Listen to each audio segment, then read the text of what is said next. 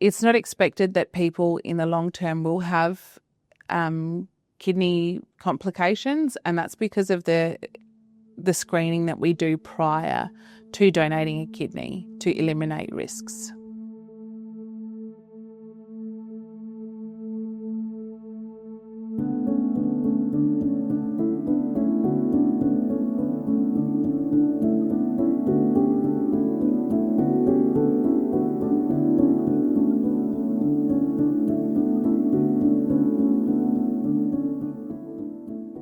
Over the short term, I guess, because I've had lots of years of dealing with it, I just sort of gotten into the routine of just, having all my pills there and getting them ready and making sure I've got them for when I go away for work and stuff like that. So, it hasn't really been too much of a change in that respect.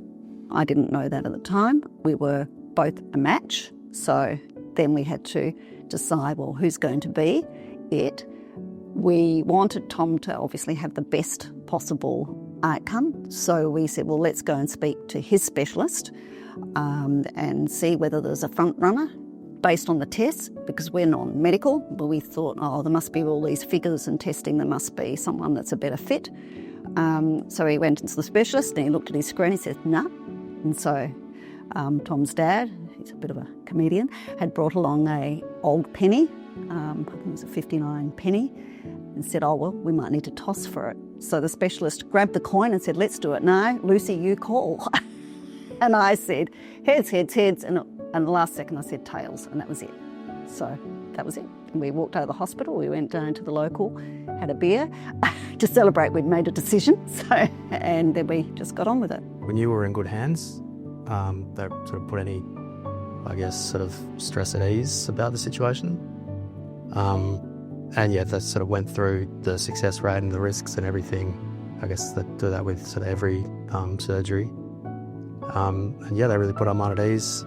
So, I wasn't really too worried about Lucy or myself going into the situation.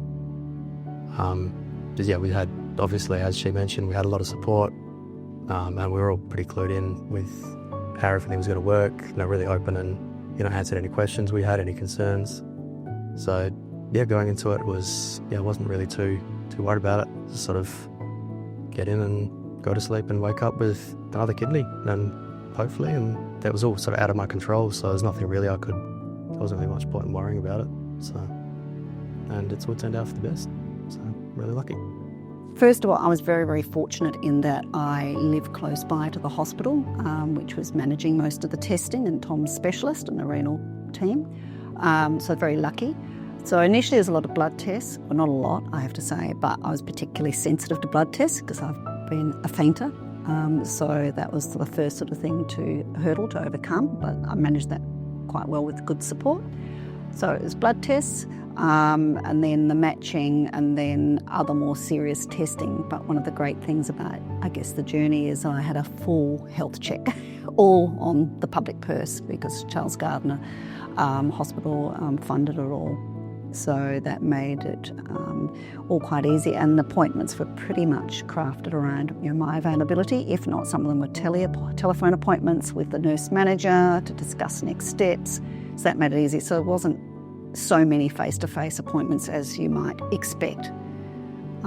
And I'm not sure, for everyone whether it's as simple as that, because others maybe they might want to recheck things, but it seemed to go very smoothly and reasonably paced. It wasn't overly hectic, so it was easy to, manage work and life and the testing. My partner took me in the morning. Lucy was there, my sister was there. So Lucy went through first in the sort of the waiting area, I guess. And then, I stayed there for a little bit longer with my partner and my sister. And, we're just sort of talking, and I was a little bit nervous, a little bit of excitement as well, just because it was, finally happening, something that had been almost 10 years in the process. And then, went through and, got into my gown and went in the little waiting bit. And then, they pulled me through, and I went to sleep and woke up. And I think first thing that came to mind when I woke up was I saw a clock on the wall, and it was about time for my dog to get fed. So I was like, my dog needs feeding, trying to get out of the bed. And they're going, oh no, he's fine, it'll be. But that was going into it and then coming out was all, pretty straightforward. And then, they told me that it had all been a success, that Lucy was fine, she was great. And, just took me to my room and that was about it. So the day was the morning, fasting, putting on a green cloak, going in, and basically an anaesthetic. And for me, because I am pretty squeamish about medical things, I really didn't want to know anything about what was going on other than I would have an anaesthetic and then I'd wake up. So that's pretty much what it was like. But I took a long time coming around. I think there was a bit of a complication, but luckily that was resolved. And I don't know whether they topped up a bit more anaesthetic than perhaps was desirable, because I came around not long before Tom, when he had had his operation all through the afternoon. And so then we were sort of both back on board around not dissimilar times. And I was very, very drowsy for quite a while. But the main thing, there wasn't a lot of pain, which was surprising, and I'm sure they applied good pain relief, but that was never an issue. I was never in pain. The main thing was just feeling lousy, feeling really fatigued, and not wanting to eat and drink, and a bit nauseous. And that was probably the main thing. So I was in hospital for about 4 or 5 days, and then came out, and a couple of days where I felt pretty crappy. But by about day 8, I was really good. I was back eating, drinking, regaining my strength. And then, then it was the festival time, Perth Festival. My daughter and I went off to a few festival events to watch. So it was sort of, business as usual came along fairly quickly. I was told I should take 6 weeks off. I know Kalina was very firm on that, and she knew that I probably wasn't going to do that anyway. But so I just slowly transitioned back to work and felt and listened to my body, but there was no major issue. Probably fatigue to begin with, but recovery was good. Not a lot of medication. All I had was pain relief and 1 round of antibiotics, which I think sort of mucked me around a bit, but that was it. I didn't have to have follow-up medication, unlike Tom, and he can speak to that. So it was I think, all things being equal, a very easy journey, but I think that's the message I want to get across, that it sounds confronting. Transplant, going to lose part of yourself, but in fact it was much easier than I anticipated, much less confronting than I anticipated. And I think having had friends go through it made it a lot easier, because they were able to tell me that's what it was like for them. So I can only tell my story and heard their stories. So it was a much better journey than I thought it might be when I first thought, I'm going to do this. But once I made the decision, it was easy, because there's no deviation. And the other thing, I told lots of people early on, and the reason for that is I can't back out if I've told a whole lot of people. The first night Lucy mentioned I had a bleed, I was sort of eating my dinner. I was all, full of all medication and stuff. So I was sort of sitting, they got me to sit up in the chair and have my dinner, and that was all fine. And sort of started feeling a little bit woozy, and then sort of my side felt a bit wet, and I looked down and there was all this blood pouring and pooling on the floor. I was sort of, that's probably not meant to happen. So I called the nurse bun, and she came in, and then a couple of doctors came in, and just to make sure everything was fine. And that was all good. I think that was just a pocket of blood that had collected, and then it was just coming out like the drain hole.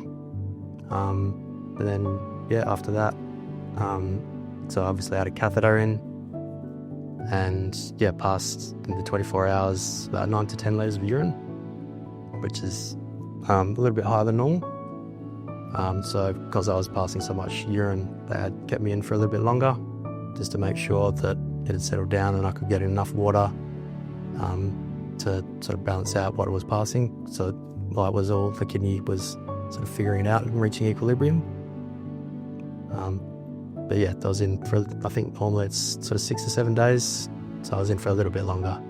But it was fine. Sort of the only issue I had was trying to sleep sometimes with a bunch of hoses sticking out of me, but got through it and it was fine. I think I was back at work from about 3 weeks on. I think I've sort of phased myself in, but certainly back full-time by about the 4-week mark. And then since then, I can't say I've noticed any difference at all. So it's just, for me, it's sort of business as usual.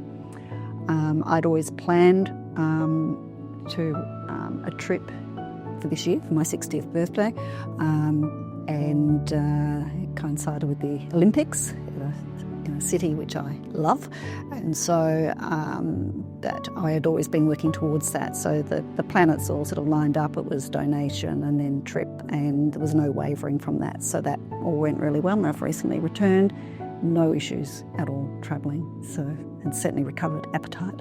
I was hardly ever home in the sort of the 6 months leading up, so I didn't really have much of that. But then, yeah, certainly coming out, my partner and the dog were a big help with her sort of getting me to and from like appointments and sort of cooking and cleaning up the house and sort of doing things for me, because I couldn't really move a lot in those first few weeks, just with sort of all the sort of pain in that sort of area, because I'd sort of slush through your abdominal muscles. And then, so yeah, she was really helpful, and yeah, just the dog, just getting up and going for a walk each day, and going a little bit further, and just getting up and feeding him and sort of all of that sort of stuff, just dog stuff, I guess. Yeah, that was really helpful with my recovery. I guess working with any nurse manager, from the hospital, they were terrific. Ask questions along the way. Some of the testing was sort of a little interesting. It's not something I'd been through, CAT scan, having dye injected, but that sounds on paper really quite confronting, but it wasn't really at all. But when you're having those, I guess, tests to ask what lies ahead, what does it all mean, and so that nothing comes as a surprise, I think is probably fairly important, so you're prepared. Otherwise, I would, if it's someone close and you can make a difference, absolutely go for it, because it's not perhaps as challenging as you might think. Yeah, I guess I'm really lucky because I had a really great team, and I had complete faith in them. Yeah, it also helped being close, because I know there's a lot of people that live rurally that have a lot of travelling and stuff, which adds another dimension that thankfully I had avoided.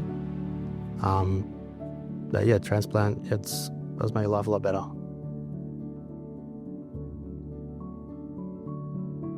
So we support people through helping them learn along the transplant journey, as well as creating support networks for people to come together through peer support and just holistic support to support transplant families and people on the lifelong journey of transplantation.